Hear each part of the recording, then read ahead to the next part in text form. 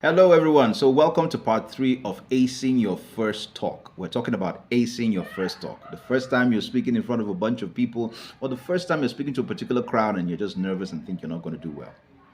How do you ace your first talk? So, the first part we talked about working on your mindset. The second part we talked about practicing. The third part is feedback. All right? Work on getting feedback.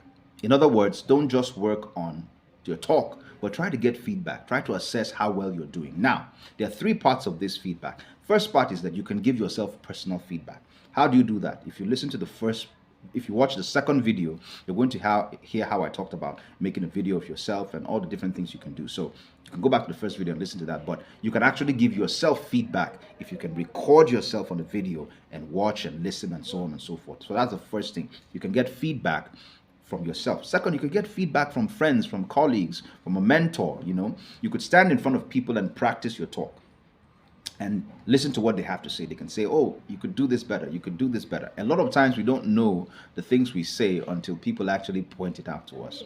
We don't know the way we look until people actually point certain things out to us. So get some feedback, and please, feedback is the food of champions. Every speaker that does great through feedback. All right, so don't be afraid of feedback. In fact, crave for feedback. It's very important. I've said that earlier. So work on your feedback. You can do that, get from friends. You can also make videos and send it to somebody that can critique it and just give you some feedback and tell you how better you can do. So work on that. The last one is that you can get a coach. Yeah, get a coach. Get a professional coach, someone that can actually, a communications coach, a public speaking coach that can give you valuable feedback, because they are very familiar with such scenarios, and they've worked with a lot of people and they have a lot of experience. So work on your feedback. If you can get feedback, you won't be working blind thinking that you're okay, when in fact there's certain things you can do to improve. So work on your feedback. Thank you. See you in the next video.